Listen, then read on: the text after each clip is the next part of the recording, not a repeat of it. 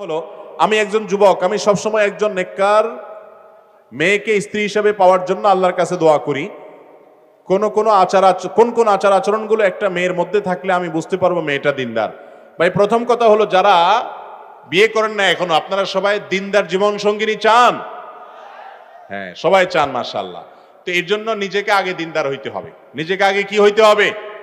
আপনি নিজে খারাপ থাকবেন, আপনার চরিত্র নষ্ট করবেন, ফেসবুকে ইনবক্সে হারাম সম্পর্ক করবেন, আর আশা করবেন যে আপনার ঘরে একজন ফেরেশতার মতো মেয়ে চলে আসুক। এটা কখনো বাস্তবসম্মত চাওয়া হতে পারে না। মনে রাখবেন, ভালো জীবন সঙ্গিনী চাইতে হলে আপনি নিজে ভালো হওয়ার চেষ্টা করতে হবে। এটা হলো প্রথম কাজ। আবার কেউ এখান থেকে সহজে যোগ বিয়োগ করে ফলাফল বের করেন না যে আমার যেহেতু চরিত্র ভালো না, অতএব আমার যে জীবন সঙ্গিনী আসছে এটারও মনে হয় চরিত্র খারাপ। এরকম সহজ সমীকরণের সুযোগ কিন্তু নেই। কারণ অনেক খারাপ মানুষকে আল্লাহ তাআলা ভালো মানুষ দিছেন না, দেন নাই? ফেরাউনের মতো খারাপ মানুষের ঘরে আসিয়ার মতো নেককার বিবি গেছে না, যায় নাই? অতএব আপনি খারাপ হলেও আপনার ঘরে আসা মেয়েটা ভালো হতে পারে। একজন মেয়ে বিয়ের আগেতে দিনদার কিনা কিভাবে বুঝবেন? এটার মতো কঠিন কাজ আল্লাহর জমিনে খুব কম আছে।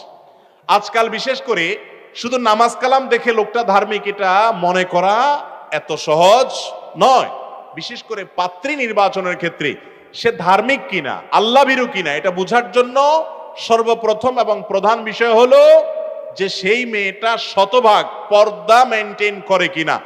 পর্দা বলতে বোরকা পরা না, পর্দা বলতে হাত মোজা পা মোজা না, পর্দা বলতে তার জীবনে সামগ্রিকভাবে মাহরাম নন মাহরাম মেনটেন করে কিনা। মাহরাম নন মাহরাম মেনটেন বুঝেন? মানে হলো সে তার মামাতো ভাইয়ের সাথে পর্দা করে কিনা, চাচাতো ভাইয়ের সাথে পর্দা করে কিনা, খালাতো ভাইয়ের সাথে পর্দা করে কিনা, তার ওই বেহাইয়ের সাথে পর্দা করে কিনা, যাদের সাথে পর্দার বিধান আছে অথচ পরিবারের সদস্য কিংবা আত্মীয় স্বজন তাদের সাথে পর্দা করে কিনা। অনেক মেয়ে আছে বাহিরে বোরকা পরেন কিন্তু বাসা বাড়িতে আসলে পর্দার বালাই নাই।